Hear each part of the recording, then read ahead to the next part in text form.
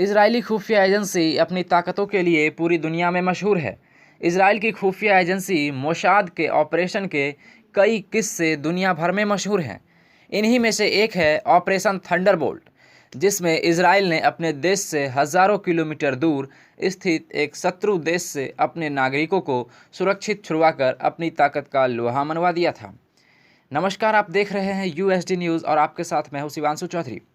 आज के इस वीडियो में हम आपको मोसाद, इजरायली खुफिया एजेंसी का नाम है मोसाद, जिसकी ताकत को बताएंगे। और उन्होंने बहुत सारे ऑपरेशन को अंजाम दिया है, लेकिन उनके एक खास ऑपरेशन थंडरबोल्ट की पूरी कहानी को आज के इस वीडियो में हम आपको बताएंगे।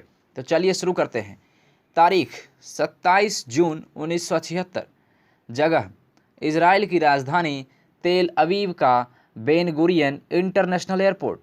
रात करीब 11 बजे फ्रांस की एयरबस A300 V4-203 इजराइल की राजधानी तेल अवीव से ग्रीस की राजधानी एथेंस के लिए उड़ान भरती है।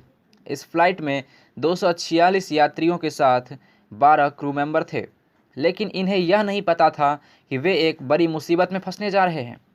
लगभग 1.5 घंटे बाद यह फ्लाइट एथेंस पहुंची, जहां से इस प्लेन में 58 यात्रियों के साथ 4 आतंकवादी भी सवार हो गए। इनमें से 2 फिलिस्तीनी लिबरेशन आर्मी से जुड़े थे, जबकि 2 जर्मनी रिवॉल्यूशनरी ब्रिगेड से संबंधित थे। एथेंस से इस फ्लाइट ने जैसे ही फ्रांस की राजधानी पेरिस के लिए उड़ान भरी, इन आतंकवादियों ने प्लेन को हाईजैक कर लिया। पहले आतंकियों ने इस प्लेन को लीबिया के शहर बेनगाजी लेकर गया, जहां हाईजैकर्स की मांग पर प्लेन में अत्यधिक मात्रा में फ्यूल भर दिया गया। 7 घंटे बेनगाजी में रुकने के बाद आतंकियों ने एक महिला को बीमार होने के कारण रिहा कर दिया। 28 जून को दोपहर 3 बजे हाईजैकर्स ने प्लेन को युगांडा के एंतबे हवाई अड्डे पर लैंड करा दिया। वहां का तत्कालीन तानाशाह ईदी अमीन ने इन हाईजैकर्स को वो सभी सुविधाएं दी जिसकी उन्होंने मांग की थी। आतंकियों के कहने पर ईदी अमीन ने अपनी सेना के खास लड़ाकों को बंधकों की निगरानी के लिए तैनात कर दिया। लैंडिंग के बाद विमान में सवार सभी यात्रियों को एयरपोर्ट से 2 किलोमीटर दूर एक बिल्डिंग में ले जाया गया। इधर इजराइल में प्लेन हाईजैक की खबर से खलबली मच गई। इजरायली सरकार ने सेना प्रमुख और खुफिया एजेंसी मोसाद के चीफ के साथ मीटिंग बुलाई। इस दौरान फैसला लिया गया कि पहले आतंकियों की मांगों को सुना जाए, जिसके बाद इस पर कोई फैसला होगा। आतंकियों ने इजराइल की विभिन्न जेलों में बंद अपने सैकड़ों साथियों को छोड़ने की मांग रखी। इतना ही नहीं, ये आतंकी विदेशों में बंद अपने दूसरे साथियों को भी छुड़ाने और 5 मिलियन अमेरिकी डॉलर की मांग भी कर रहे थे। इसके लिए आतंकियों ने इजराइल को 48 घंटे का समय दिया। इजराइल की नीति आतंकियों के साथ कोई भी समझौता न करने की रही, जिसके कारण उन्होंने आतंकियों को उलझाने के लिए चाल चली और इस डील को लेकर बातचीत करनी शुरू कर दी। इस दौरान खुफिया एजेंसी मोसाद के जासूसों ने एंतबे हवाई अड्डे से खुफिया जानकारी जुटानी शुरू कर दी। 30 जून को आतंकियों ने बंधक बनाए लोगों में से 48 को रिहा कर दिया। इजरायली यात्रियों को छोड़कर बाकी सभी यात्रियों, यानी कि बाकी जो 48 यात्री थे, उनको रिहा कर दिया गया। और यहीं पे उन्होंने सबसे बड़ी गलती कर दी। ये 48 यात्री जो रिहा हुए, उनसे इन लोगों ने पूरी जानकारी जुटा ली कि उनके पास कितना हथियार है, वो कितने लोग हैं, सारी जानकारी इनसे ले ली। और वो कहाँ पे स्थित है जहाँ पे लोगों को रखा गया है। इनमें से अधिकतर बूढ़े और बीमार लोग थे। इन सभी को एक स्पेशल फ़्लाइट से पेरिस भेज दिया गया। इतने कम समय में इजरायली सरकार और सेना ने खुफिया एजेंसी के साथ मिलकर हाईजैकर्स से 4 जुलाई तक का समय मांग लिया, जिसके बाद आतंकियों को भरोसा हो गया कि इजरायली सरकार उनके सामने घुटने टेकने के लिए तैयार हो गई है। इसलिए उन्होंने गैर इजरायली नागरिकों को रिहा कर दिया था। अब एंतबे हवाई अड्डे पर केवल 94 इजरायली यात्रियों के साथ कुल 116 लोग ही बंधक बचे थे। 3 जुलाई को इजरायली कैबिनेट ने लंबी बैठक के बाद ऑपरेशन थंडरबोल्ट को हरी झंडी दे दी।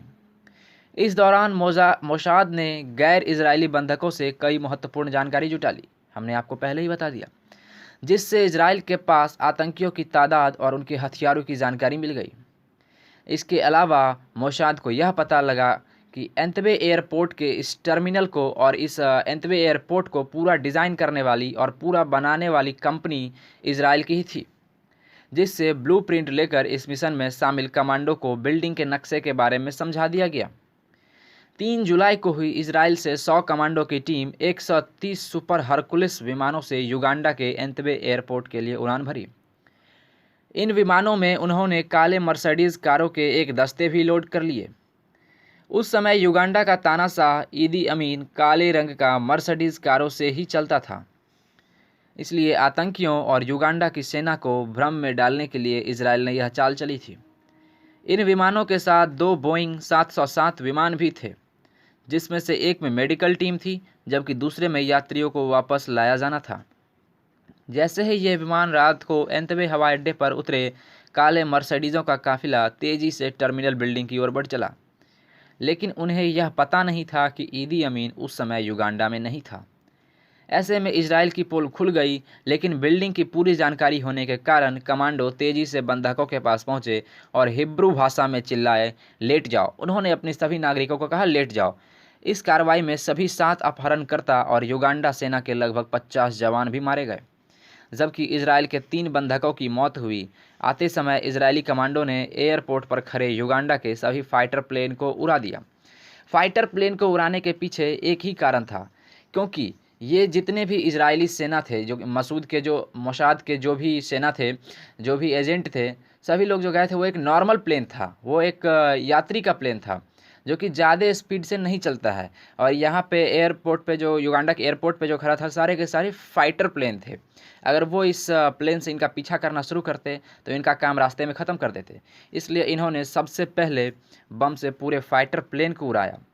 इस ऑपरेशन के दौरान इजरायली यूनिट के कमांडर और वर्तमान प्रधानमंत्री बेंजामिन नेतन्याहू के भाई योनाथन नेतन्याहू की मौत हो गई।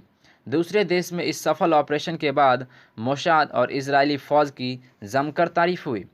तो आपको यह वीडियो कैसा लगा, आप हमें कमेंट करके ज़रूर बताइए।